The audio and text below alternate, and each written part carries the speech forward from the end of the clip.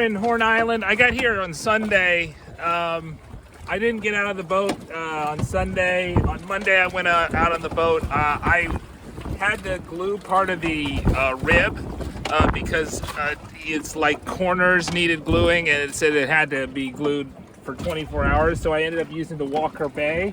Walker Bay can take our Honda 2.3. You can take a 2 horsepower motor.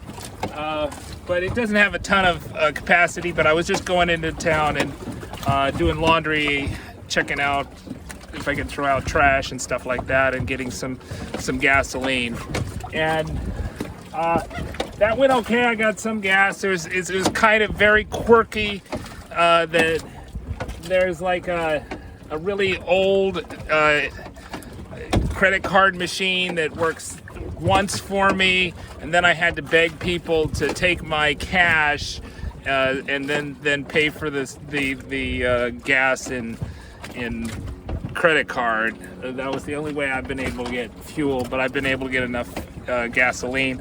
I decided against not buying diesel because we use so little diesel. We use 9 gallons of diesel since Cairns. We don't usually use diesel for charging, but we do use gas for charging, and so that was why it was important for getting gas, because we run out of gas coming into Horn Island.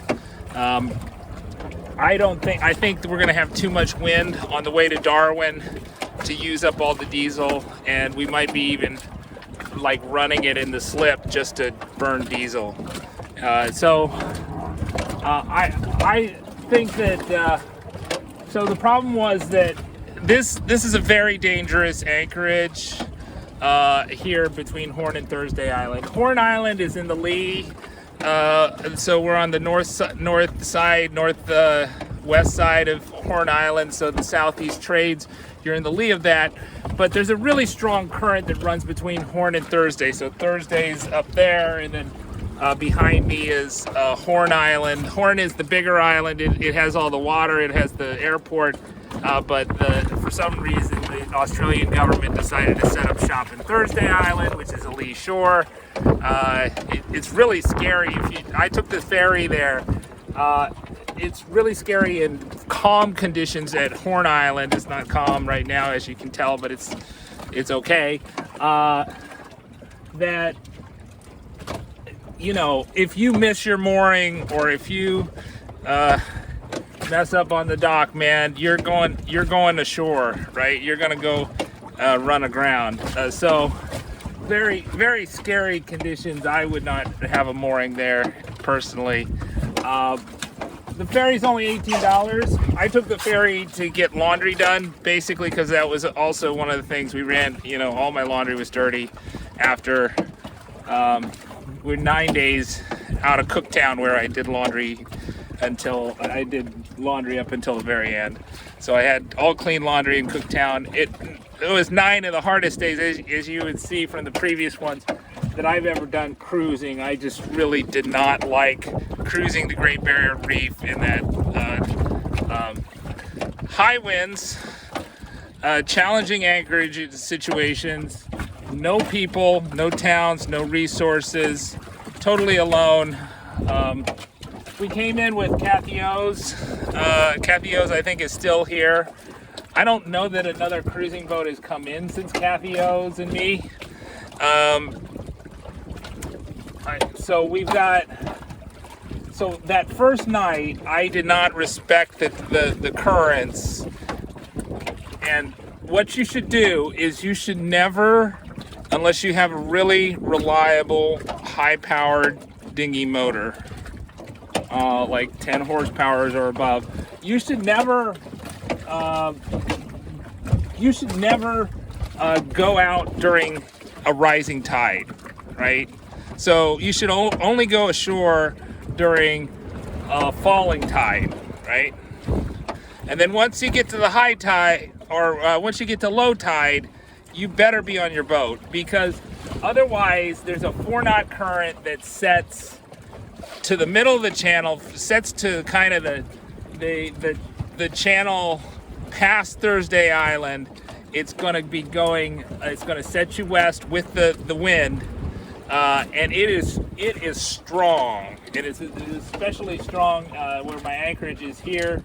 You know, if you're in the other anchorage, I didn't use it because it said it had a coral bottom. It was really deep. It was 30-foot anchorage. I don't anchor in 30-foot anchorages. I did that once on this trip by accident, and it was awful. I don't want to do it again, and especially not in coral. And you know, if it gets in coral, you get snagged. You can't get it up, and it's deep and it's heavy. So no way was I going to anchor there. I'm anchored where it's marked 14-foot depths, although I think it's closer to 17 at low tide. So you can tell here the currents by the way the boats are facing. So it's slack tide if the boats are, it's slack water if the boats are facing the wind. If the boats are facing the east, it's a flood tide, right? You got the flood current. That's the dangerous one that runs 4 knots. And then if the boats are facing west, then that means you've got the ebb current, which is less dangerous, which is about a knot. So you should be able to overcome that rowing or whatever motor you have with the ebb current. But if you've got an outage in your dinghy motor, then you're going to go adrift. And I did that. So first I left the dock as the flood was going on the first day, on the Monday, and the dinghy motor was working, and then the dinghy died, right? The dinghy motor died. Now, I've not run the dinghy motor in 3 years. I had tested it. It ran kind of sporadically. It ran a little bit and then died on the way up. I was able to row. It was in the ebb tide, so it was not a big deal.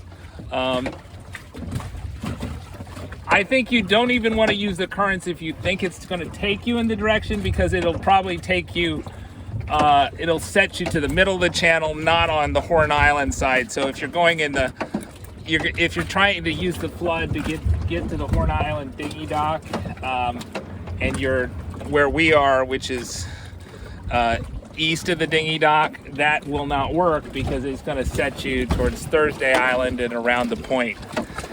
So you might hit a sandbar, and that was kind of what happened. So the second time the dinghy motor was working, I thought, okay, maybe it got some water in it or something, and I started using the rowing. Now, when I was rowing on the way up, one of the orlocks in the old Walker Bay here, you know, from 2002 or whatever, broke, and it wasn't so efficient, but I was making progress near the dinghy dock, near the industrial dock, and this guy gave me a tow, and I was like, okay, I'm not going to turn away a tow,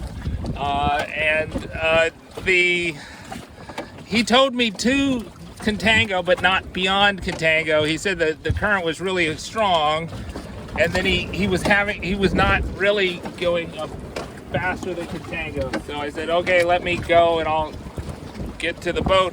But he didn't get me within reach of the boat. I was like 10 feet from the boat, and I was beside the boat, and as soon as we let go, the orlock broke. I couldn't get enough power at any, you can't sprint if the orlock's broke, right? So, and I'm not sure even if it wasn't broke, I could have got into the side of the boat. And so I ended up drifting 200 meters behind it before my anchor bit. So one of the best things I did was I bought like 100 feet of road, like a 1/4-inch road, and a relatively oversized Danforth anchor for a dinghy, which is still pretty small, and a little bit of chain. And because I had so much road, it was able to bite, right? Even though it was like 20-foot depths, and I was stable. And they here you have to check in with the port authority. There's a port, I think it's run by Ports North. So the Thursday Island Port Control organized a tow for me. Like I said, there's no cruisers around. If this was like in the Bahamas, I'm sure a cruiser would have gave me a tow, right? I would have ran into a cruiser's boat. But there are no cruisers. There's only locals on like these aluminum runabouts with 50 horsepower engines. The guy that gave me the first tow did not bother to look around to see if I got on the boat.